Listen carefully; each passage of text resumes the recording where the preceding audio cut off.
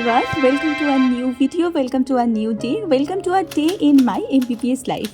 তোমাদের সাথে আমি অনেকদিন থেকেই ভাবছিলাম একটা পুরো ডে আমরা শেয়ার করব, তো চলো আজকে শেয়ার করি। সবার আগে ড্রেসিং আপ তো ইম্পর্টেন্ট, অ্যান্ড তারপরে একটু ভালো করে ফেস মেকআপটা করে নেওয়া দরকার।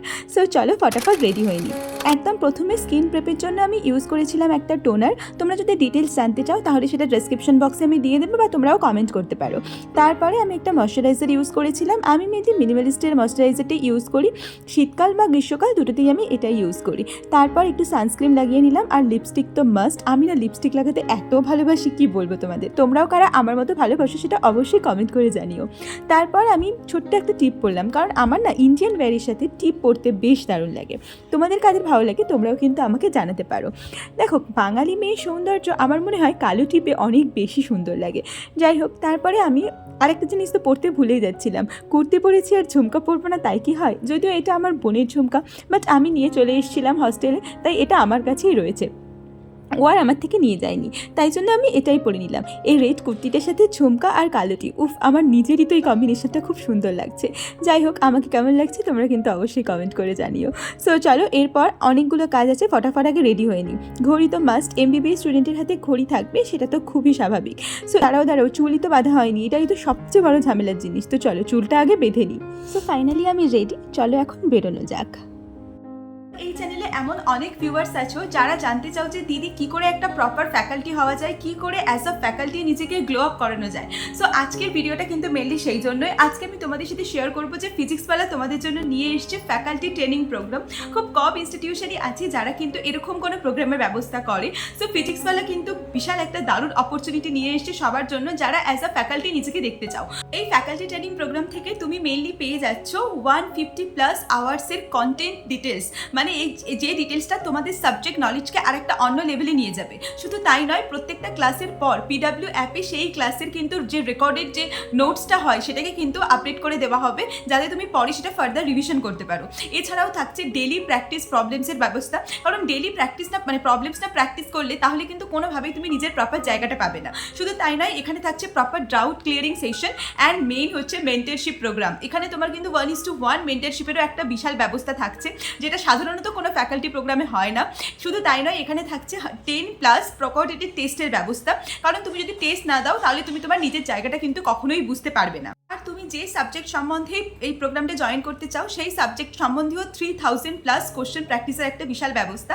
এই যে ফ্যাকাল্টি যে প্রোগ্রামটা তোমাদের চালু হচ্ছে ফিজিক্সওয়ালা থেকে, সেখানে তোমরা মেনলি কিন্তু 25 জুন, মানে 2025 জুন অবধি সব কিছুর অ্যাক্সেসিবিলিটি পাচ্ছ। আর PWতে যে PW খাজানা আছে, যেটার ফি অ্যাক্সেসও কিন্তু তোমরা এখানে পেয়ে যাচ্ছ।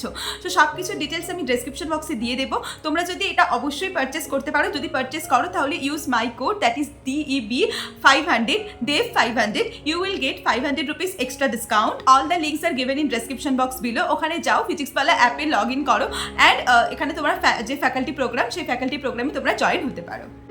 বেশি স্টাইল দিতে গিয়ে আমি মেন জিনিসটাই ভুলে চলে যাচ্ছিলাম। অ্যাপ্রন না নিলে কি হয় বলো? তো চলো অ্যাপ্রন নিয়ে নিয়েছিলাম। সত্যি বলছি, ফার্স্ট ইয়ারে না অ্যাপ্রন এইভাবে হাতে ঝোলানোর অ্যালাউ থাকে না, বাট সেকেন্ড ইয়ারে জবের থেকে উঠেছি এইভাবে হাতে অ্যাপ্রন রাখতে না আমার বেস্ট লাগে। সো গ্রুমটা আমি লক করে বেরিয়ে পড়লাম। ও আজকে কি তোমরা ভিডিওতে কিছু অন্যরকম জিনিস লক্ষ্য করতে পারছো? জানি না পারছো কি না। আমার যেহেতু রুম 4th ফ্লোরে, তাই আমার লিফট আছে, তো লিফটে করেই নামবো। ও তোমাদের বলেই দিই, অ্যাকচুয়ালি আজকে আমি ট্রাইপডে ভিডিও করছি। মানে সাধারণত বাইরে লোকজনের সামনে আমি না খুব একটা ট্রাইপডে ভিডিও করতে পারি না, আমার প্রচণ্ড লজ্জা লাগে। আমি জানি না, আমার প্রায় 1.5 বছর 2 বছর হয়ে গেল, তারপরেও আমার এখনও লোকজন দেখলে প্রচণ্ড একটা অকওয়ার্ডনেস কাজ করে। আমি তো একদমই পারি না। বাট আজকে আমি ট্রাইপডে ভিডিও করার চেষ্টা করেছি, বাট আমি দেখলাম অ্যাঙ্গেলটা প্রচণ্ড সুন্দর আসছে। তোমরা কিন্তু জানিও যে আলাদা কিছু নোটিস করলে কিনা। তারপরে আমি আজকে রুমে তো কোনো খাবার বানাতেই পারিনি, বাধ্য হয়ে কাপ নুডলস কিনলাম। যদিও এই নুডলসটা খেতে আমি কাউকে বলবো না যে খাও, কারণ এতে আর্টিফিশিয়াল চিকেন ফ্লেভার দেওয়া থাকে। চিকেন তো থাকেই না, আর্টিফিশিয়াল চিকেন ফ্লেভার থাকে। যাই হোক, যখন রেগুলার খুব হেক্টিক শেডিউলের মধ্যে থাকি তখন রুমে কিছু খাবার বানানো পসিবল হয় না, তাই জন্য এটাই খেতে হয় আর কি। তো বাধ্য হয়ে আমি আর অঙ্কিত এটাই খেলাম। অঙ্কিত এটা কিছুতেই খেতে চায় না, আমি তাও একটু খাওয়া দাওয়া করি, কী করবো। যাই হোক, ফটাফট করে ব্রেকফাস্ট কমপ্লিট করে তারপরে পড়তে বসে গেলাম।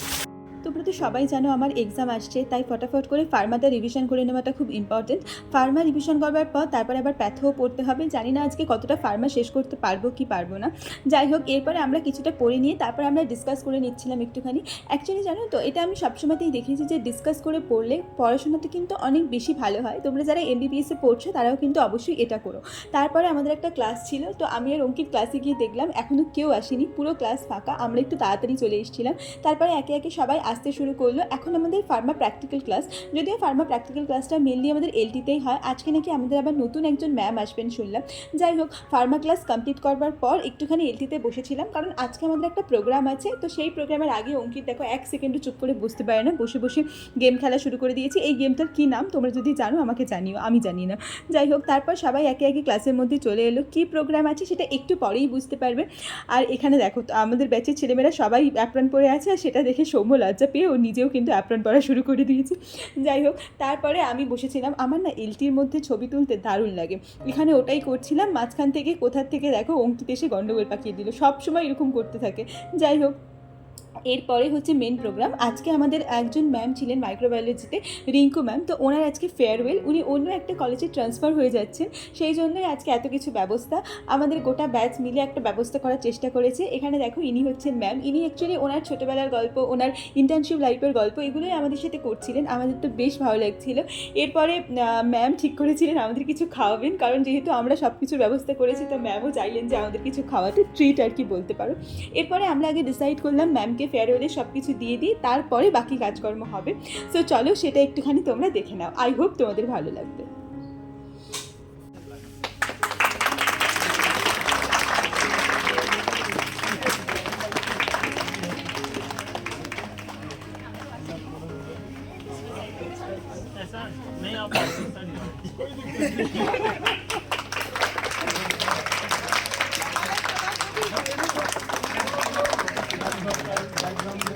सेम ड्रेस है ma'am, same dress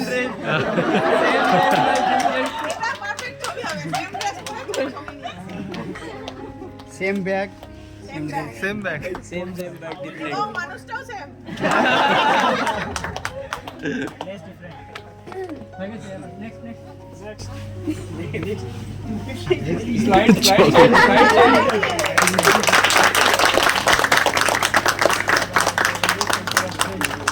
Next slide. Next slide. Never had a thank you slide it.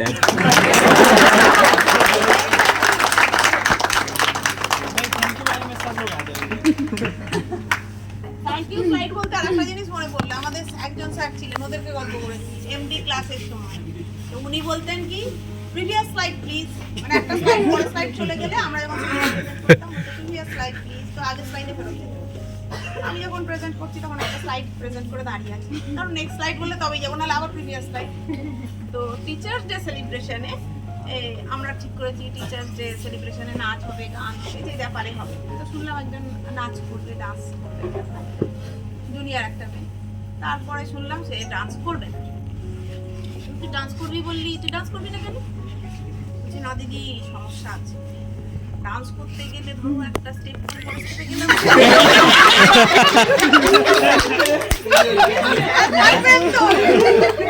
Please ব্যাকে যাও। ম্যামের ফেয়ারওয়েল কমপ্লিট করবার পর আমাদের খাবার দাবারও চলে আসলো। তো ম্যামের তরফ থেকে ট্রিট আর কি। তো ম্যাম যে সমস্ত খাবার দাবারগুলো অর্ডার দিয়েছিলেন, তো সেগুলো আর কি আমাদের সবার মধ্যে ডিস্ট্রিবিউট করে দিচ্ছিল কয়েকজন। অঙ্কিত ছিল, আব্দুল ছিল, আরও সৈকত আরও কয়েকজন ছিল, তারা মিলেই মেনলি ডিস্ট্রিবিউট করছিল। তো যাই হোক, আমি আমার সিঙ্গারা তো পেয়ে গেছি। আমি জানি না অঙ্কিত যেহেতু ডিস্ট্রিবিউট করছিল ও কতগুলো সিঙ্গারা খেয়েছে, কেউ জানি না। তো তোমরা কিন্তু অবশ্যই কমেন্ট করে বলো, জিজ্ঞেস করে দাদাকে যে দাদা কতগুলো সিঙ্গারা খেয়েছে। এখানে প্রতীক চেষ্টা চালাচ্ছে একটা বেশি সিঙ্গারা নেওয়ার জন্য। যাই হোক, ওর হাসি মুখ দেখে আমরা বুঝেই গেছি ও কিন্তু সিঙ্গারা পেয়ে গেছে, একটা কি দুটো বেশি জানি না। এটা হচ্ছে কনক, তোমরা অনেকেই ওকে চেনো। আজকে অনেক দিন পর আমি ভিডিওতে সবাইকে দেখাতে পারছি, আমার কিন্তু ভীষণ ভালো লাগছে। কারণ আমি সাধারণত এখন সবার ক্লাস একসাথে থাকে না, সবার গ্রুপ অনেক আলাদা হয়ে গেছে, তাই জন্য সবাইকে আর এইভাবে একসাথে ভিডিওতে আনা পসিবল হয় না। এটা হচ্ছে সাফিয়েল, প্রচণ্ড ভালো একটা মানুষ। বাকি এখানে ফুরকান আছে, রাকিবুল আছে, জিশান আছে, সবাই আছে। যাই হোক, আমার লাড্ডুও আমি পেয়ে গেছি, সিঙ্গারাও আমি পেয়ে গেছি। এরপরে আমরা এখানে বসে খাওয়া দাওয়া করছিলাম, আর কনকের সেই ফেমাস ডায়লগ গেল, কি করছিস রে কনক? এটা কিন্তু দেখে থাকিস তুই কিন্তু অবশ্যই কমেন্ট করিস। আর এটা হচ্ছে ইস্তাক, আর পিছনে হচ্ছে আজারউদ্দিন।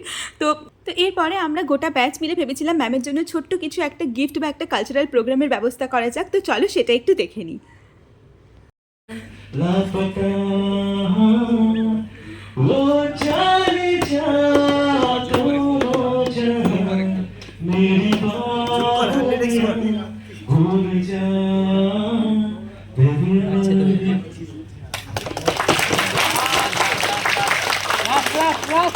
संदूकों में मेरे अच्छे नाम रखना, चिट्ठी तारों में भी मेरा तू सलाम रखना।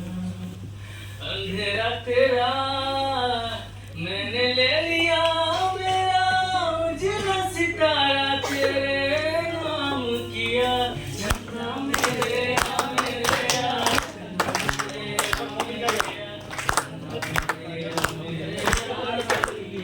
সব পাতা ঝরে পড়েছে আজ, শিমুলের সব পাতা ঝরে পড়েছে আজ, সূর্যকে হারিয়ে একলা হয়েছে সাঁঝ, সূর্যকে হারিয়ে একলা হয়েছে সাঁঝ।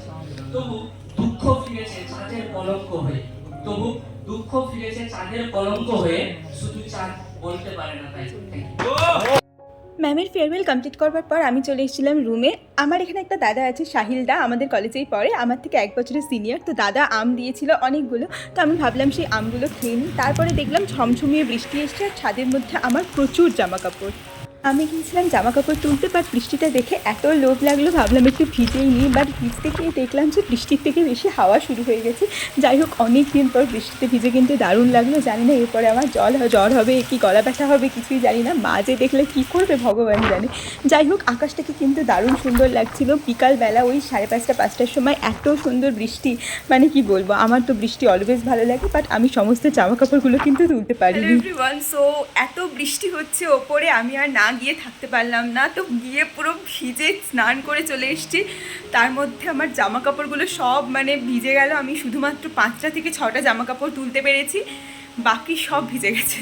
তো যাই হোক, এরকম হয়, মানে গাফিলতি করলে এরকমই হয়। কোনো কাজ না করে বসেছিলাম ঘরের মধ্যে, তো পুরো ভিজে গেছি। তারপর এখন আগে ফটাফট চেঞ্জ করে নিই, না হলে আবার সর্দি লেগে যাবে। এত মানে ভিজেছি না বলার মতো না।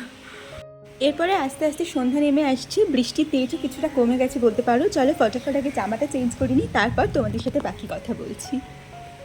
অসময়ে বৃষ্টি নামলে না, সেই বৃষ্টিতে ভিজতে দারুণ লাগে, বাট আমার চুলটা এখন পুরো ভিজে গেছে। জানি না এটা শুকনো করতে কতক্ষণ টাইম লাগবে। এনিওয়ে, বাট চুলটা তাড়াতাড়ি শুকনো করতে হবে, কারণ আমাকে একটু বেরোতে হবে। তার আগে আমাকে এই ওয়ার্ড্রপটা গুছাতে হবে।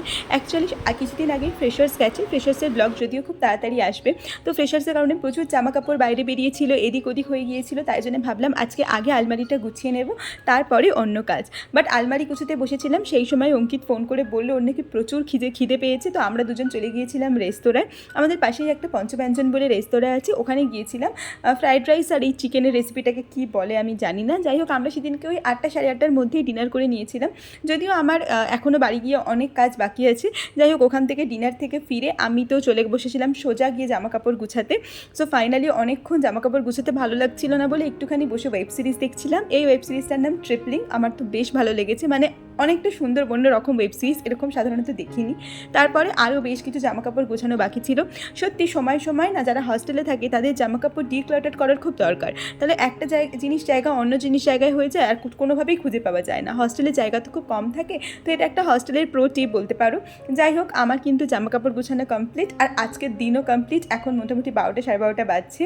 সো চলো, আজকের মতো ভিডিওটা এই অবধি থাক। দেখা হচ্ছে পরের ভিডিওতে খুব তাড়াতাড়ি। আজকের ব্লগটা কেমন লাগলো অবশ্যই কমেন্ট করে জানিও। সো বাই, দেখা হচ্ছে পরের ভিডিওতে। We're gonna make it, you're not good enough. There's a million other people with the same stuff. You really think you're different? Man, you must be kidding. Think you're gonna hit it, but you just don't get it. It's impossible, it's not probable, you're irresponsible.